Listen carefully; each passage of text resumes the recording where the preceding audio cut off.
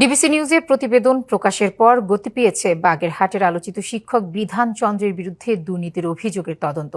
প্রাথমিক প্রতিবেদনে মিলেছে অর্থ আত্মসাৎ ও ক্ষমতার অপব্যবহারের সত্যতা। এখন দ্রুত চূড়ান্ত প্রতিবেদন দাখিল করে তাকে শাস্তির আওতায় আনার দাবি স্থানীয়দের।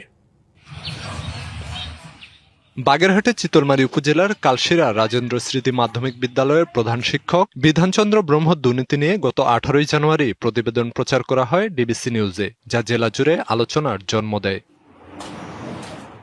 এরপরই নড়েচড়ে বসে প্রশাসন, থমকে যাওয়া তদন্তে আসে নতুন গতি। সম্প্রতি উপজেলা মাধ্যমিক শিক্ষা কর্মকর্তা আল মুরাদ প্রাথমিক তদন্ত প্রতিবেদন দাখিল করেন। অর্থ আত্মসাৎ, ক্ষমতার অপব্যবহার সহ নানা অনিয়মের প্রমাণ পাওয়ার কথা জানান তিনি।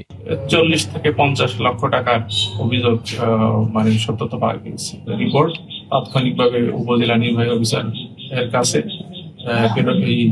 প্রেরণ করি। 2016 সালে প্রধান শিক্ষক হিসেবে যোগদানের পর থেকেই বিধানচন্দ্র রাজনৈতিক প্রভাব খাটিয়ে হাতিয়ে নেন বিদ্যালয়ের 45 লাখ টাকা। বাংলা কিউআর যেখানে, নগদ পেমেন্ট সেখানে।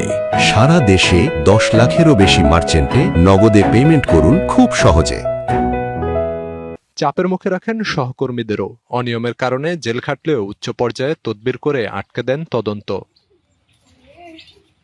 আবার তদন্ত শুরু হওয়াকে ইতিবাচক বলছেন বিদ্যালয়ের শিক্ষকরা। প্রতিবেদন দাখিলে দীর্ঘ সময় লাগায় নানা প্রশ্ন থাকলেও এখন শাস্তিতেই জোর তাদের।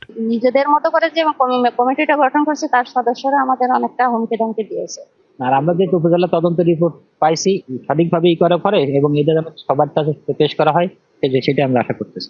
আমি চাই বিদ্যালয়ের অর্থ যে আত্মসাৎ হয়েছে সেটা বিদ্যালয় ফান্ডেই জমা। তবে অভিযুক্ত শিক্ষকের দাবি তার বিরুদ্ধে ষড়যন্ত্র হচ্ছে। ওই যে যা সবই মনে করি আমি ভুয়া মিথ্যা, কারণ আমার নিজেরই কোনো অডিট কমিটি গঠন করার অধিকার নাই। যারা করছে তাদেরও অধিকার নাই, আমারও অধিকার নাই। একটা নিরীক্ষা কমিটি গঠনের ক্ষমতাই আমার নাই। আইন অনুযায়ী পরবর্তী ব্যবস্থা নেওয়ার কথা বলছে প্রশাসন। উপজেলা মাধ্যমিক শিক্ষা অফিসার তো গত সপ্তাহে সেটা জমা দিয়েছে।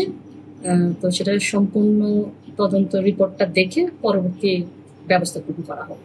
দ্রুত এ বিষয়ে ব্যবস্থা নেওয়া হবে, এমনটাই চাওয়া স্থানীয়দের। DBC news desk.